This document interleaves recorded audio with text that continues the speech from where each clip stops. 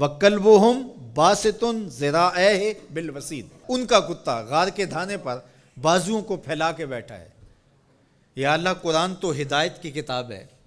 سراسر ہدایت، لفظ لفظ ہدایت، حرف حرف ہدایت، تو کتے کے بیٹھنے کے سٹائل کو تو نے قرآن میں بیان کیا، تو اس میں ہمارے لیے کیا ہدایت ہے؟ کہا یہی تو بتانا چاہتا ہوں کہ ذات کا کتا بھی ہو،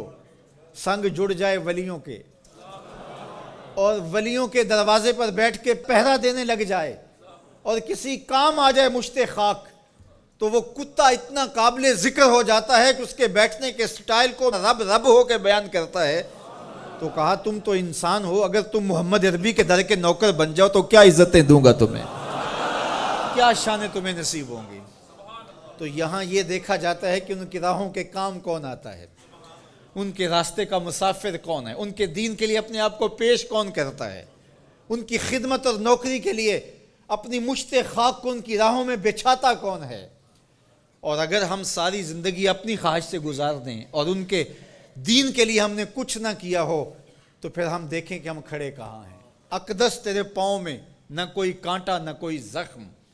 پھر کیوں ہاتھ میں پرچم اسلام لیا تھا۔ اللہ تعالیٰ جل شانہ کی نعمتیں، اس کی کرم نوازی ہمارے اوپر پہم برسیں،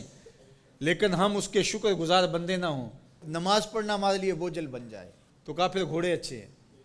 وہ اللہ کی راہ میں چلتے تو ہیں، کام تو آتے ہیں۔ تو کہا ان الانسان لربہ لکنود، بے شک انسان اپنے رب کا ناشکرہ ہے۔ اس زمین کو ارض کنود کہتے ہیں کہ جہاں کچھ نہ اگتا ہو، بنجر زمین، جہاں نہ سبزہ اگتا ہو کہ جانور چارہ کھا سکیں، نہ کوئی درخت اگتا ہو جس سے کوئی سایہ لیا جا سکے، نہ کوئی ایسا درخت اگتا ہو جس سے کوئی پھل حاصل کیا جا سکے، نہ شجرے سایہ دار دیتی ہو جو زمین، نہ شجرے پھلدار دیتی ہو جو زمین، نہ کسی جانور کے چارے کی ضرورت کو پیش کرتی ہو جو زمین، اس کو کہتے ہیں ارض کنود۔ وہ بنجر شخص جو انسانیت کے لیے نفع بخش نہیں ہے، لوگوں کے لیے خیر کا سبب نہیں ہے، انسانیت کے لیے نافع نہیں ہے اس کا وجود، تو وہ کنود ہے، وہ کسی کام کا نہیں ہے، وہ بنجر ہے۔ اللہ کہتا ہے اس بنجر انسان سے میرے محبوب کے غلاموں کے گھوڑے اچھے ہیں۔ اصحاب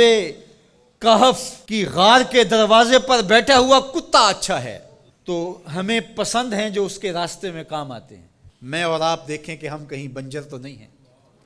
ہم انسانیت کے لیے نافع ہیں، یا ہمارا وجود اس دھرتی کے لیے بوجھ ہے، ہم لوگوں کے لیے ضرر کا سبب ہے، جہاں سے گزرے لوگ تکلیف محسوس کرتے، کبھی کسی کی غیبت کی، کبھی کسی کی عزت اچھالی، کبھی کسی کی ماں بہن اور بیٹی کی آبرو پہ گلی محلے میں بیٹھ کے آوارہ لوگوں کی طرح باتیں چھیڑ دیں، کبھی ہم کسی کی تکلیف کا سبب اور ذریعہ بنیں۔ ہم یہ دیکھیں کسی کے لیے اذیت کا سبب تو نہیں ہیں، بلکہ میرے حضور نے ارشاد فرمایا ایک وصیت کرتے ہوئے کہ خیر کی چابی بن جا، شر کا تالا بن جا، تیرے وجود کی وجہ سے خیر پھوٹے، جدھر سے گزرتا جائے روشنیاں پھیلتی چلی جائیں، نور بانٹتا جائے، انسانیت کے لیے نفع بخش ہو تیرا وجود، نہ یہ کہ تیرا وجود لوگوں کے لیے اذیت کا ذریعہ ہو، حتیٰ کہ تیرے لیے کسی کی زبان سے خیر کے کلمے نہ نکلیں۔ ایسے لوگ کتنے ہیں کہ جب وہ مر بھی جاتے ہیں تو ان کے لیے لفظ ڈھونڈنے پڑتے ہیں، تو بعض لوگ لفظ ڈھونڈ ڈھونڈ کے کہتے ہیں اچھا ساڑھے نال تے چنگائی سی، اس کا مطلب یہ اس نے لوگوں کی ناک میں دم کر رکھا تھا، اس کی شر سے صرف میں ہی بچا ہوں۔ وہ ایسا شخص ہے کہ اس کی تعریف آپ بھرے مجمع میں نہیں کر سکتے، لوگ کہیں گے تم جھوٹ بول رہے ہو۔ اور کتنا خوش بخت اور خوش نصیب شخص ہے کہ جب وہ اس دھرتی کو چھوڑتا ہے تو زمین کی مٹی بھی روتی ہے، در و دیوار بھی اشک بہاتے ہیں، اور زمانہ کہتا ہے کہ یہ تو چراغاں تھا، یہ تو نور تھا بزم عالم کا، اس کے دم سے روشنیاں تھیں، یہ کیا گیا کہ زندگی کی ساری رونقیں ماند پڑ گئی، گویا روشنیاں بجھ گئیں اس کے جانے سے۔ تو خیر کا سبب اور خیر کا ذریعہ بنو، نہ کہ برائی کا ذریعہ بنو۔